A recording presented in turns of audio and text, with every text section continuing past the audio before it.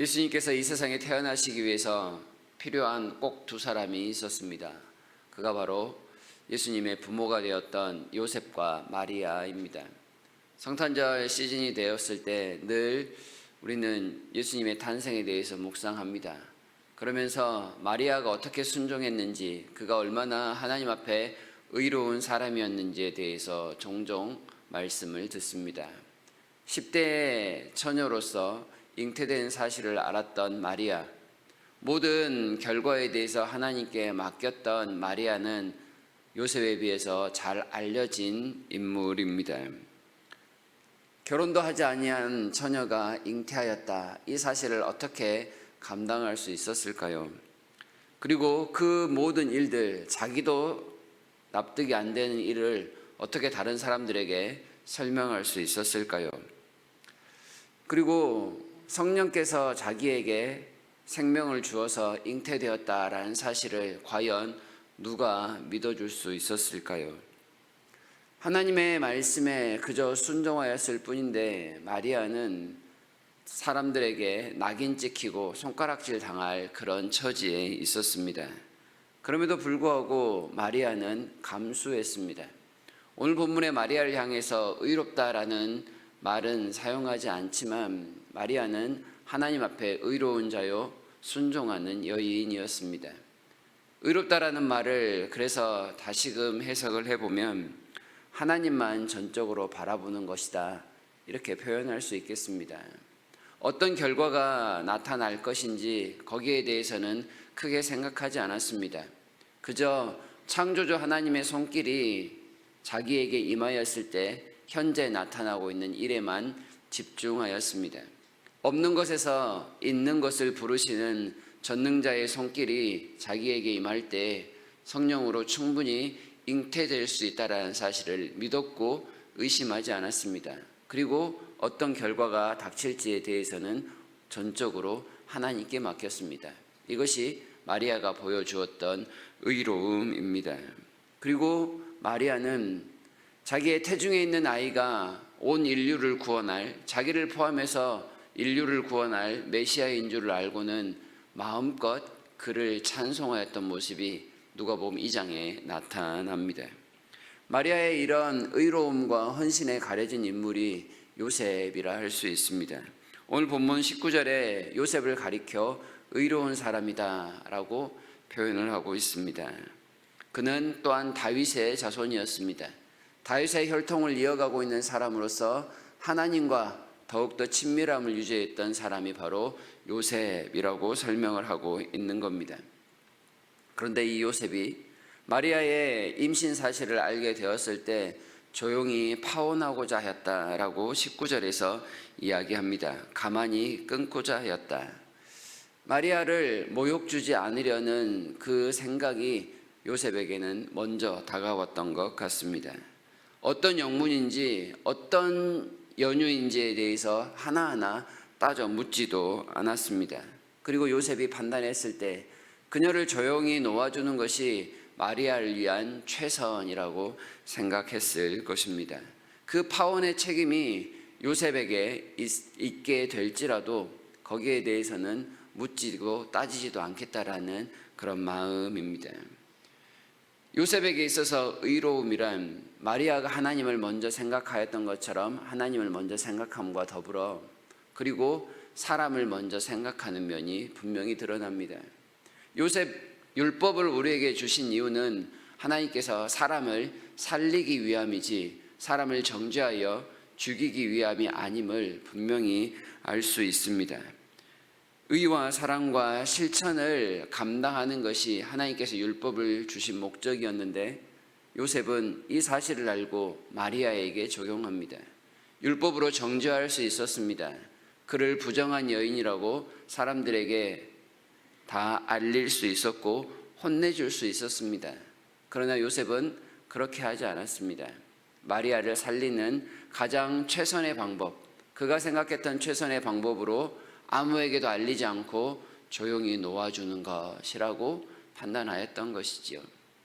이러한 행동에 대해 하나님께서 그를 칭찬하고 계시는 것 같습니다.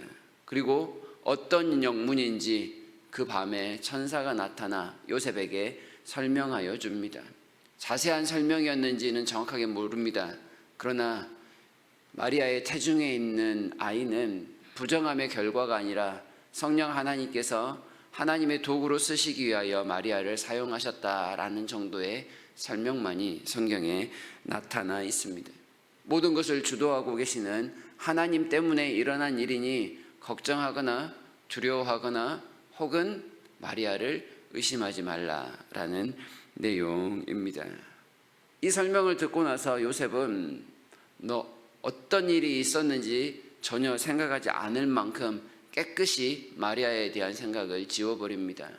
어쩌면 그 꿈이 깨고 난 그 다음날 아침에 그가 생각했던 대로 마리아를 조용히 끊고자 하려는 행동을 실행했을지 모릅니다. 그러나 꿈에서 깨자마자 요셉은 생각을 완전히 바꿉니다. 그리고 오늘 본문에 다른 성경에 나타나 있지는 않지만 요셉 역시도 구원자로 오실 예수 그리스도를 마음껏 찬양하였을 것입니다. 직접적인 입술로 찬양의 내용이 기록되지 않지만 오늘 본문을 보면 요셉은 행동으로 구원자 예수 그리스도의 탄생을 찬송하고 있는 모습을 보게 됩니다.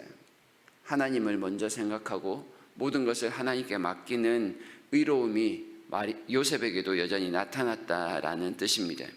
요셉이 행동으로 하나님을 찬송한 첫 번째는 그의 아내 데려오기를 주저하지 않았다라는 것입니다. 주의 말씀을 듣고 그의 생각을 교정한 다음에 즉각 행동으로 옮기는 겁니다. 구원자가 이 땅에 오시는데 어찌 주저할 수 있겠는가? 그는 그의 생각을 다 내려놓았습니다. 그리고 생각을 바꾸고는 행동하는 적극적인 면이 있었던 것입니다. 마리아도 의심하지 않고 하나님도 의심하지 않고 왜 이런 일을 굳이 나에게 시키셨습니까? 라고 하나님께 따져 묻지도 않았습니다. 의로움이란 즉각적으로 순종하는 것이었습니다. 그리고 25절에 보면 아들을 낳기까지 요셉은 마리아와 동침하지 아니하였습니다. 아내의 순결을 보존하였습니다. 성령으로 잉태된 그의 태중에 있는 아이가 과연 성령으로 잉태된 채 출산하기까지 그 모든 사실을 믿고 기다려 주었다라는 뜻입니다. 출산 전에 요셉과 마리아가 동침하였다면 사람들은 의심할 수 있었을 것입니다. 그 아이가 과연 성령으로 잉태된 아이가 맞느냐라고 말입니다. 그러나 이 사실을 알았는지 요셉은 그의 행동으로서 하나님의 행하심에 사람의 일체의 어떤 행위도 끼어들지 않도록 철저히 절제하고 있는 모습을 보여줍니다. 요셉이 찬송하고 있는 의로움은 하나님 앞에서 자기를 내려놓는 절제입니다. 그리고 마지막으로 요셉은 그의 이름을 예수라 하였다. 25절에 기록되어 있습니다. 아들이 태어남을 보자 천사의 말이 확실함을 깨달았습니다. 그리고 그 아이에게 주어진 이름을 기억하고 있었습니다.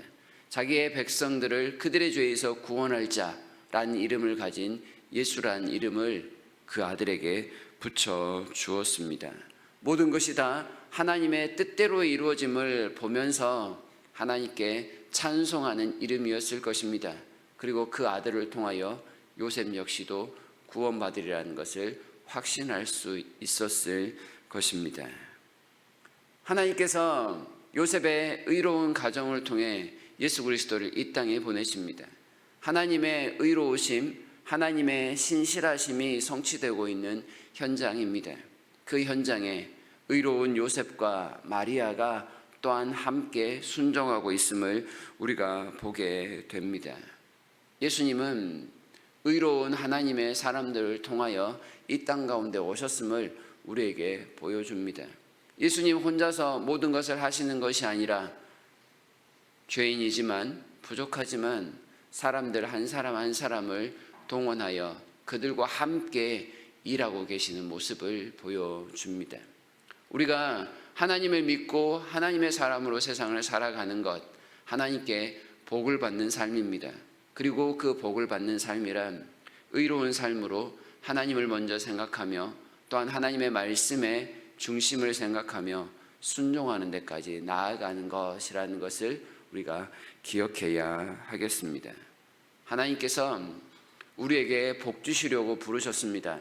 이 말은 하나님께서 우리를 하나님의 도구로 쓰시려고 부르셨다라는 겁니다. 의로운 사람으로 살아가게 하시려고, 하나님의 의로운 도구로 쓰임받게 하시려고 우리를 부르셨음을 기억하며 살았으면 좋겠습니다. 하나님을 먼저 생각하고 결과까지도 하나님께 맡길 수 있는 이 요셉 부부의 의로움을 한 번 더 묵상하는 아침이 되었으면 좋겠습니다.